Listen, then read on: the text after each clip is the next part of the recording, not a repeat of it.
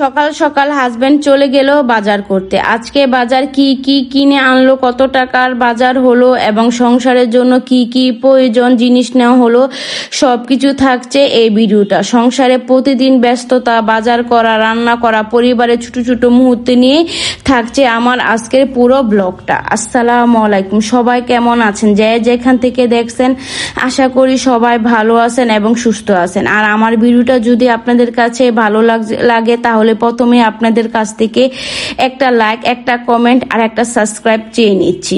সবাই তো ভালো আছেন। এদের সংসারে তাগিদে সকাল সকাল হাজবেন্ডে ঘুম থেকে উঠিয়ে বাজারে পাঠালাম। বাজার থেকে এই তো অনেকক্ষণ অপেক্ষা করার পর বাজার করে ফিরে আসলো। বাজার থেকে অনেক রকম শাক সবজি কিনে আনলো। এই শাক সবজি দিয়ে আমার এই মাসটা চালাতে হবে, কারণ মাসের তো আর বেশি দিন নেই আর বাজার করা হবে না, একদম মাসের 1 তারিখে বাজার করা হবে। এই তো আমি এখানে সুন্দর করে শাক সবজিগুলো ভালোভাবে গুছিয়ে রাখবো, কারণ এই শাক সবজিগুলো আমার দিয়ে এই মাসটা পুরোটা নিতে হবে। এখানে লাউ কিনে নিয়ে আসলো, কাঁচামরিচ, ধনিয়া, কচুর মুখী এবং চিচিঙ্গা, কইডা এবং ঢেঁড়স, করলা, পুঁই শাক, লাল শাক সবকিছুই কিনে নিয়ে আসলো পরিবারের প্রয়োজন মতন, কারণ আমার ছেলেটা মাছটা তেমন খেতে চায় না, তার জন্য ওর জন্য বেশি করে সবজিটা কিনে নিয়ে আসলো।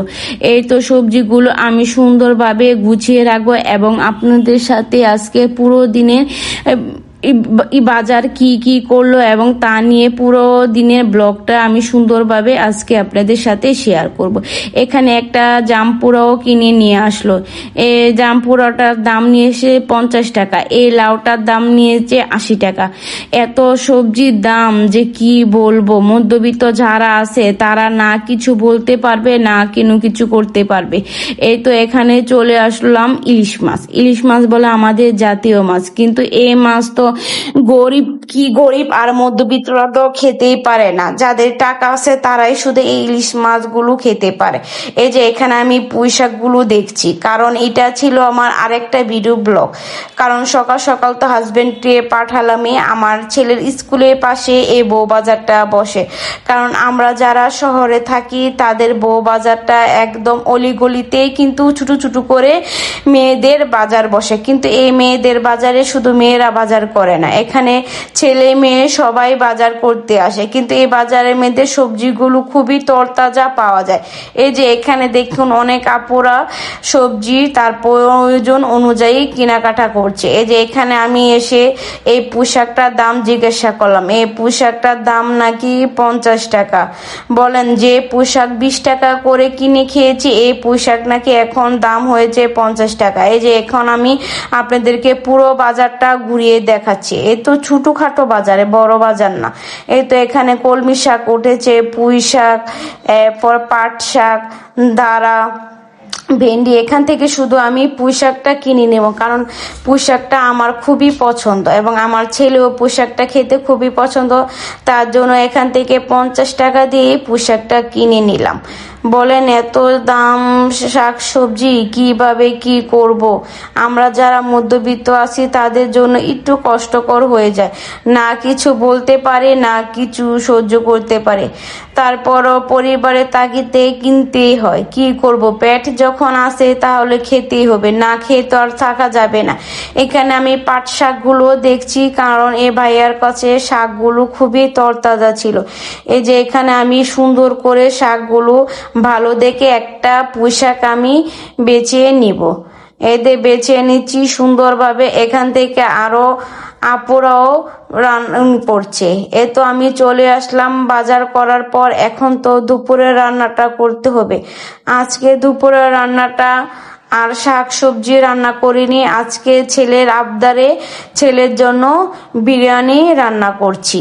কারণ আজকে আর শাক সবজি রান্না করলে কারো খাওয়া হবে না, কারণ ঘরে যখন ভালো মন্দ রান্না করা হয় তখন শাক সবজি মাছ কোনো কিছুই যেন খাওয়া হয় না। তার জন্য আমি বাজারগুলো গুছিয়ে ফ্রিজে রেখে দিব।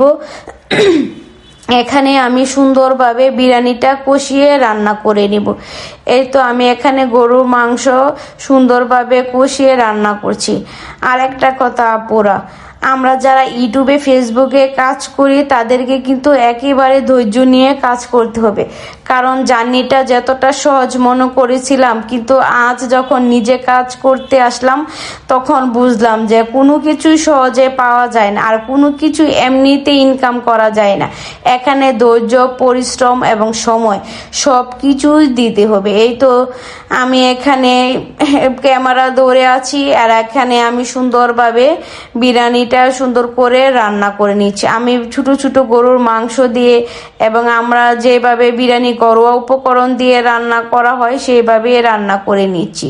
এই তো আমি এখানে সুন্দর করে বিরিয়ানিটা ঝরঝরাভাবে রান্না করে নিব। এই তো বিরিয়ানি কষানো শেষ হয়ে গেলে এখানে কিন্তু আমি পরিমাণ মতন পানি নিয়ে নিব। যতটুক চাল তার দ্বিগুণ পানি দিতে হবে। 1 কেজি চালের সাথে 2 কেজি পানি দিতে হবে। তার জন্য এখানে আমি 2 কেজি পানি দিয়ে নিলাম, আর আধা কেজি চালের সাথে 1 কেজি পানি, মানে চালের পরিমাণ ডাবল দিতে হবে পানি। এখন আমি সুন্দর করে 4-5টা সুন্দরভাবে লেড়ে চেড়ে তারপর এখানে আমি একটা ঢাকনা দিয়ে এই তো আমি বিরিয়ানিটা সুন্দর করে রান্না করে নিব। দেখা যাক আজকে বিরিয়ানিটা কেমন হয়, খেতে কি মজা হয় নাকি না একটু অন্যরকম হয়। এই তো আমার এখানে আর একটু পানির প্রয়োজন, তার জন্য আমি এখানে আর একটু পানি দিয়ে দিলাম। পরিবারে যেটা খেতে পছন্দ করে চেষ্টা করি সব সময় খেতে, কিন্তু হাতে তো আর সব সময় থাকে না, বা সংসারে একই অবস্থা থাকে না। এই যে আমার এখানে বিরিয়ানি রান্না করাটা শেষ, আমি দেখাচ্ছি আমার বিরিয়ানিটা খুবই সুন্দর জর্জরা হয়েছে, একেবারে নরম হয়নি। এই তো আমার এখানে বিরিয়ানিটা রান্না করার পর এখন আমি আবার সুন্দর করে প্লেটে সবার জন্য সার্ভ করে নিব। এই তো একে একে আমি এখানে বিরিয়ানি রান্না হচ্ছে, আর ছেলে খাওয়ার জন্য বলতেছে যে আম্মু আমাকে একটু বেড়ে দাও। এই যে এখানে ছেলের জন্য একটু বিরিয়ানি আমি সুন্দর করে বেড়ে নিব। আর আমরা যারা ফেসবুকে কাজ করি চেষ্টা করব সবাই সবাইকে ভালোবাসা দিতে, কারণ এখানে যারা ভালোবাসা দিবেন না তারা কোনোদিনই এখানে সাফল্য পাবেন না। আমাদের সবার হাত ধরেই সবাইকে এগিয়ে যেতে হবে। যদি সফলতা যদি পাই তো সবাই একসাথেই পাবো, যদি না পাই তাহলে একসাথে না পাবো, এটা কোনো সমস্যা নেই। চেষ্টা করব সবাই সবাইকে ভালোবাসা দিয়ে একসাথে পথ চলতে। এই তো আমি এখানে সুন্দর করে পেটে বিরিয়ানি গুঁড়ো দিয়ে নিচ্ছি। পরিবার সবাই বিরিয়ানি খেতে যখন পছন্দ করে তাহলে আজ আর অন্য কিছু নয়, আজকে শুধু দুপুরটা বিরিয়ানি দিয়ে খাওয়া হবে, আর রাত্রের জন্য অন্য কিছু আবার রান্না করতে হবে, কারণ রাত্রে এই বিরিয়ানি খাওয়া হবে না। রাতের জন্য অনেক মজা হয়েছে। এই যে আমি এখন খেয়ে আপনাদেরকে বলছি যে না, বিরিয়ানিটা খুবই মজা হয়েছে। আমি কিন্তু বিরিয়ানিটা রান্না করি একদম ঘরোয়া মশলা দিয়ে, তেমন বিরিয়ানি মশলা টশলা দিয়ে কিন্তু আমি বিরিয়ানিটা রান্না করি না। একদিন আপনাদের সাথে আমি আমার বিরিয়ানিটা সুন্দরভাবে ভিডিও করে দেখাবো যে আমি পুরো বিরিয়ানিটা যে কিভাবে রান্না করি। এখন বিরিয়ানি রান্না শেষ, এখন চলে আসলাম আমার রান্নাঘরে। সবচেয়ে বেশি প্রয়োজন হচ্ছে এই সিঙ্কটা। এই সিঙ্কটার মধ্যে সারা দিনে কাজকর্ম করতে হয়, এই সিঙ্ক ছাড়া একজন গৃহিণী যেমন অচল, তার জন্য এই সিঙ্কটারও কিন্তু যত্ন নিতে হবে, কারণ ওকে আমার সারাক্ষণই ইউজ করতে হয়, তাহলে এটা বেশি ময়লা হয়ে যায়। তার জন্য ওকে সুন্দর করে হুইল পাউডার এবং দিয়ে ভালোভাবে আমি একটা সিল্পার মাজুনি দিয়ে সুন্দরভাবে সিঙ্কটাকে পরিষ্কার করে নিব। এই সিঙ্কটাকে পরিষ্কার করে নেওয়ার পর আমার কাজ যেমন প্রায় শেষ হয়ে যায়। এখানে কিছু হাঁড়ি পাতিল ছিল, এগুলো আমি সুন্দর করে মেজে নেব। আর এখানে রাত্রের জন্য আমি এখানে ছড়ির ভর্তা রান্না করব, তার জন্য ছড়িগুলো সুন্দর করে আমি এখান থেকে ধুয়ে নিব।